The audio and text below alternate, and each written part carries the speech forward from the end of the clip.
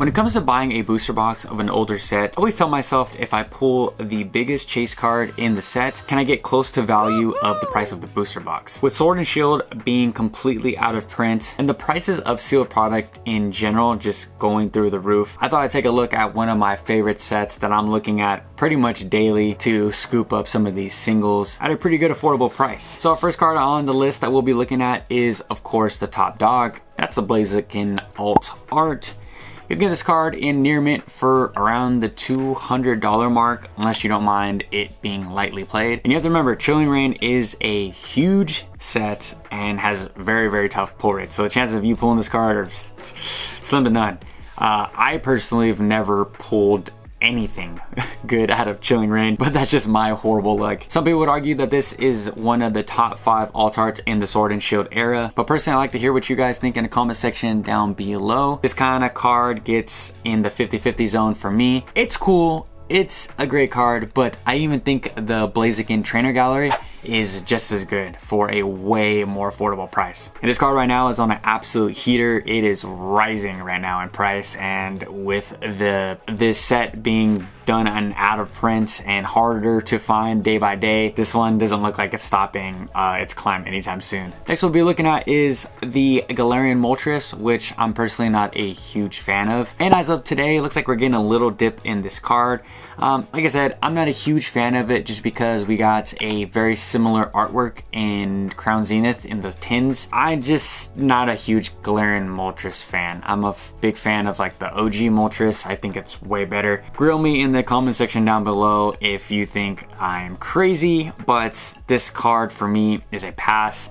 It's sitting at around $111, which is a good price for an alternate art that's especially really hard to find, really hard to pull, and it's very sought after. So just in the 2 cards that I just named, you're looking at the $300 something mark. So I think that if you want to buy a booster box to try to pull these cards, and you want to have fun, you know that 160 might just go, tearing up and throwing out the window, then sure. But I think as soon as Chilling Reign gets over the $200 mark, I think it's time to really double down and look at singles. This card is it's doing well at the $111 mark. I think that this card is going to fall deeper into affordability, and like I said, for me it's a personal pass. So the next card blows my mind that it's at the number 3 spot, and I get it. It's a Snorlax card. It's a gold card, but I think this is like the only gold card that's going to hold its value. It pretty much hasn't done anything in the past couple months, and it's sitting at around the $50-$60 mark, and I just recommend holding off just a little bit. I know that, like I said, Snorlax is a lovable character. Gold cards are very hard to pull. I just think that it's going to be a little bit more affordable. So for myself, I'm going to pass and just wait a little bit. So now we're getting into my personal plays for Chilling Reign when it comes to purchasing singles. This Shadow Rider Calyrax VMAX is pretty cheap at a near mint or lightly played condition, because personally, I don't really care if it's in near mint or lightly played. Most of the time, the lightly plays are fine. For certain cards like this, I'm not a huge fan, but I do want the artwork, and I'm just gonna put it in my binder. So with that, I could live with a lightly played. I'm not gonna grade it unless, pretty much my rule of thumb is if I pull it, I'll grade it. I just want the art. I'm just gonna get it in lightly played. Something it's just more affordable. So this card right now is sitting at around $40, and it's, like I said, it's gonna go into my binder. Is it a buy? It's a tough one. This is a coin toss for me. I think at like the $40 to $35 mark, it's a buy, but I just think that if you're gonna put it inside a binder, sure. But a lot of these cards, when we're going down more into this list, you're gonna see the downfall of these cards coming up. And just on a side note, the Sword and Shield era right now is just in a weird spot. You would think that a lot of these cards would just be rising in price, but it's like very specific cards. A lot of these cards that are like under the top 5 are just sitting there, which means that you could probably find them for those prices or cheaper out in the wild at a card shop or at a card meetup or stuff like that. So definitely recommend going and attending those type of events to find some deals. You save $5 on every card and you end up buying 20 cards. It's a lot of money. Now this card right here is my personal favorite that I don't own yet, but but it's just such a great card. The Zera Ora card, I definitely want to get this card to grade. I think it's the most underrated Pokemon card in Chilling Reign, of course. I might go out and die on a hill and say that this is the most underrated alt art in the Sword and Shield era. The art is just absolutely incredible. It blows my mind. But I get it, like some people in Reddit, they call it the furry card. A lot of people don't like that, like the Pokemon that just stand on 2 feet and they look like they're in a costume, like Lucario and stuff like that. I get it, but you either like this card or you don't. Right now in the 3-month mark, it's a few bucks up, nothing crazy, not something that you're gonna write home about. In my personal opinion, I think that this card should be in the top 3, but it's not for some crazy reason, so this is instant buy. Go out and buy this card. Right now you get scoop it up for around 35 bucks. I don't know if this card will get cheaper. It's been moving sideways, like I said, for a little bit, so keep your eyes out. Next up, we have the Garian Zapdos, aka the Roadrunner card, coming in at around the $47 mark. Personally, this is a pass. This is a pass because I think it's gonna drop. It's not a super sought after card. It's called, the nickname is the Roadrunner card. I could see that, and it's a little too cartoony for me. I just think that it's gonna either stay at that 47 or it's gonna go a little bit under. But personally, this is a pass for me. So next card on the list, we have the Ice Rider Calyrex alt art. This card is beautiful. It's pretty cheap, even though it's on an uprise currently at around 44 bucks. I think this card is an instant pickup, like right now. I wouldn't even pick up, like, if you want to be cheap, you could go pick up this in the lightly played version for 30 bucks, which is a great deal. That's what I'm gonna do. I'm personally gonna buy this as a single in the lightly played. It's like I said, to throw into my binder. It's like if you throw it into a binder and you smack it hard enough, if there's a little bend, it's gonna fix the bend. And yeah, I don't really care. I'm a fan of the art. I think this is one of the most beautiful cards in the set. It embodies Chilling Reign, you know? It's the card. So definitely go pick this card up.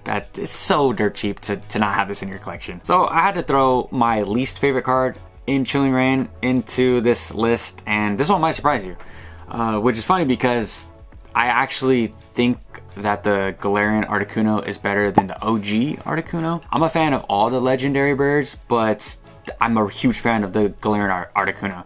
I just don't like this one in Chilling Reign. It's also been nicknamed the Snow Globe Articuno. It's cool, I guess. It just looks a little bit too like feminine for me. It's a hard pass for me, but if you want it, lowest price of it's in a mint on TCG Player is around the $35 mark, and I don't think it's gonna get any cheaper than this. I think this is it. It's probably gonna start climbing from here just because everyone loves the Galarian birds. Besides that Roadrunner Zapdos card that we just talked about. That one, for some reason, people don't like. I mean, you could scoop up all 3 of the Galarian birds for around the price of a booster box. So that's something to think about. But if you're like me and you're kind of on the fence, this is definitely one to keep your eye on and just wait it out. So next card on today's list is the Galarian Rapidash, aka My Little Pony. Maybe, just maybe, it's the most slept on alt art in Sword and Shield era. It's up there. It's definitely in the top 3. I'm gonna make a most slept on alt art video very, very soon.